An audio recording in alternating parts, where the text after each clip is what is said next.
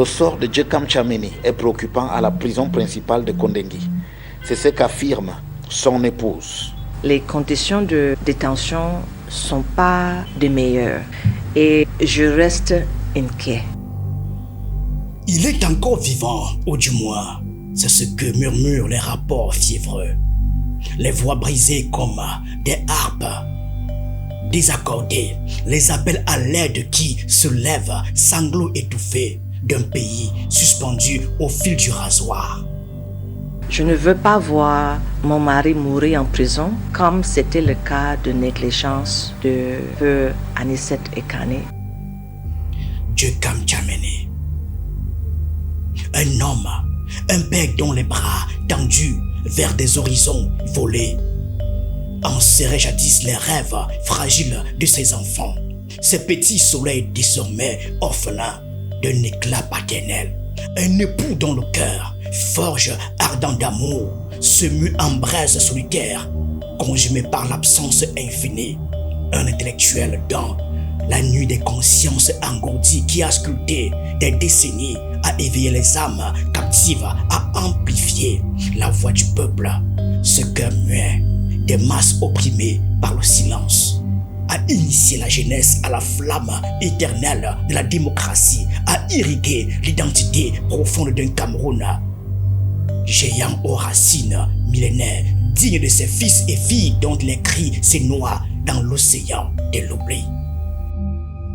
Né en 1961 à Paris, berceau humble, niché au creux d'une famille de 12 âmes, entrelacées comme les lianes d'une forêt sacrée, il a gravi les monts, escapé des luttes, porté l'idéal que tous invoquent en litanie creuse. Liberté comme un aigle aux ailes déployées, justice comme un fleuve intarissable, dignité comme un baobab invincible, mais que si peu embrasse jusqu'au seuil de l'abîme, jusqu'à la dernière étincelle d'un souffle. Râlant.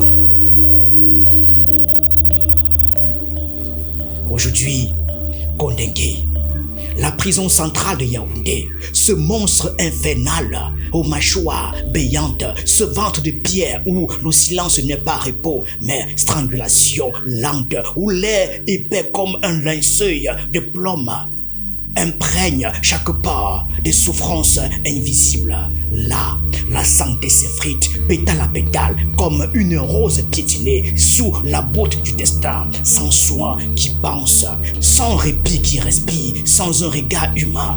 Oh, ce regard, pour cueillir l'appel suppliant d'un cœur qui bat encore, faible tambour funèbre dans la cathédrale en ruine d'un corps martyrisé. Cette situation, explique-t-elle encore, plonge les proches du détenu dans le désarroi. Nous sommes traumatisés. Nous restons traumatisés parce qu'il reste enfermé, emprisonné et nous ne savons pas pourquoi. Le 24 octobre 2025, un matin à Douala, ville aux artères puisantes sous un ciel qui s'éveille en routine impitoyable, indifférent au drame qui se noue dans l'ombre. Ce jour-là aurait dû naître l'espoir.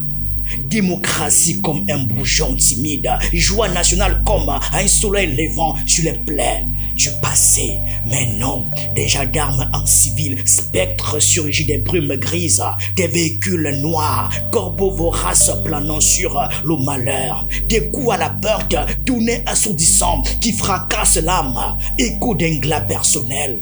Des plaintes étouffées, larmes qui jaillissent comme des gerseurs de douleur, déchirant les cœurs en lambeaux sanglants.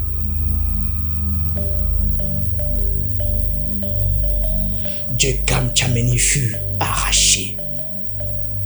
Arraché à son foyer, ce nid chaud tissé des rires et des projets, arraché à sa routine, ce fil d'or quotidien, arraché à sa famille, constellation brisée dont les étoiles pleurent dans la nuit. Son interpellation survient dans un climat politique tendu, au moment même où sa voix dérange et où ses positions électorales font débat. Les raisons précises, elles, restent entre les mains du pouvoir. Les motifs qu'ils ont donnés sont illégaux, mais aussi la façon que c'était fait aussi était illégale. cette kidnapping, cette perquisition, cette détention. Le tribunal militaire de Yaoundé, enclume, impitoyable, a bâti son verdict. Atteinte à la sûreté de l'État, propagation de fausses nouvelles, rébellion, des mots. Ces mots assassins, lourds comme des chaînes forgées dans l'acier du destin, froids comme le baiser de la mort, précis comme la lame d'un scalpel qui dissèque l'âme vivante. Il tue sans bruit, sans sang versé, mais avec la cruauté d'un poison qui ronge de l'intérieur en serrant l'esprit dans un étau éternel. Depuis ce jour funeste, la liberté reste un horizon mirage, un voile déchiré par les vents du temps. Les proches rapportent une dégradation inexorable. Le corps lutte, héros solitaire contre les assauts impitoyables des Kondengui. Géole où les soins médicaux sont mirages lointains, dit-on, où chaque inspiration est une bataille plus ardue que les joutes politiques d'hier. Issa Chiroma Bakari depuis son exil en Gambie. Par la voix de son porte-parole, Maître Alice Com brise le silence en alerte politique publique. Voix éraillée par l'angoisse, libération immédiate, soins urgents. Il décrit une détérioration physique et psychologique, spectre menaçant comme un ouragan noir avec des risques d'un nouveau décès en détention. Mots qui claquent comme un fouet sur la peau nue de l'âme collective, glaçant les veines d'un froid mortel.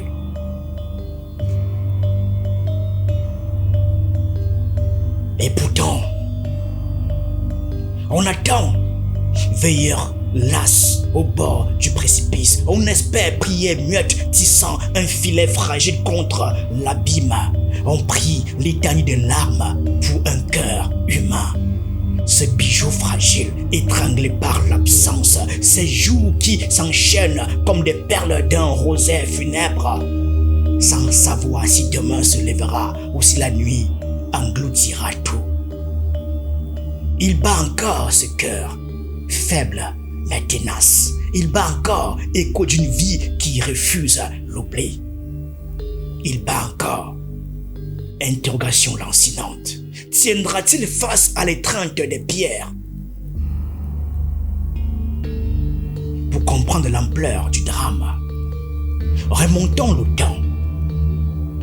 Anissé Ekane, 74 printemps fanés par la maladie, cofondateur avec Tchameni de l'Union pour le changement 2025, reposait encore dans le sanctuaire modeste de son foyer, ce havre où chaque souffle était un combat gagné contre la fragilité. Il n'y dormit plus, emporté dans le même tourbillon d'ombre. Gendarme discret, véhicule silencieux, débat brutal vers l'inconnu. Placé en détention selon les voies familiales éplorées, il est privé de ses appareils vitaux. Cet extracteur d'oxygène artificiel pompant la vie dans un corps usé, les soins adaptés, un luxe évanoui dans les couloirs froids de la prison, dit-on. Et puis, un matin du 1er décembre 2025, il s'éteint. Son âme fatiguée de lutter s'envole comme une feuille emportée par l'automne. Impitoyable dans l'indifférence pesante d'un lieu où la fragilité humaine ploie trop souvent sous le poids des murs. Un homme qui avait tout donné à son Cameroun. Veine ouverte au service de la nation, rêve cousu au tissu collectif fauché, net, privé de l'air même qui le maintenait en vie, mort en détention, écho funèbre d'une existence consumée. Aujourd'hui, Djekam Tchameni hante les mêmes couloirs hantés, vivant peut-être encore, mais ombre enchaînée au même gouffre béant qui a avalé Anissé Ekane. Chaque respiration prière allaitante jetée au vent indifférent. Chaque battement, interrogation cosmique. Bientôt le repos, ou un jour de plus, dans l'antichambre de l'éternité. S'adressant alors au président de la République, l'épouse de Djekam Tchameni appelle à libérer les prisonniers politiques et à ouvrir un dialogue. Je le prie de libérer les prisonniers politiques pour diminuer les tensions et aussi pour avoir un dialogue avec l'opposition, un dialogue avec M. Issa Tchaloma Bakary pour mettre fin à cette crise post-électorale. Dans le champ de l'action, Makini Tchameni annonce le lancement d'une initiative dédiée au soutien des prisonniers et à l'accompagnement des avocats. C'est une collective qui veut amener ces femmes, ces dames, ces mères de venir ensemble, essayer d'apporter une aide humanitaire à des familles, à ces personnes qui sont enfermées, assurer qu'ils ont ce qu'ils ont besoin pendant qu'ils sont dans ces conditions. Le numéro, c'est le 657 28 06 96. Dans les prochains jours, l'épouse de Ndjekam Tchameni indique qu'elle rencontrera les ministres de la Justice et de la Défense à Yaoundé.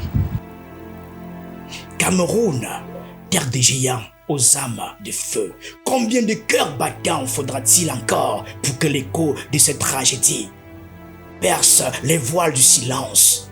Ndjekam Tchameni vit pour l'instant, mais dans ce battement suspendu, c'est toute une nation, larmes aux yeux, qui prie pour que la lumière ne s'éteigne pas une fois de plus.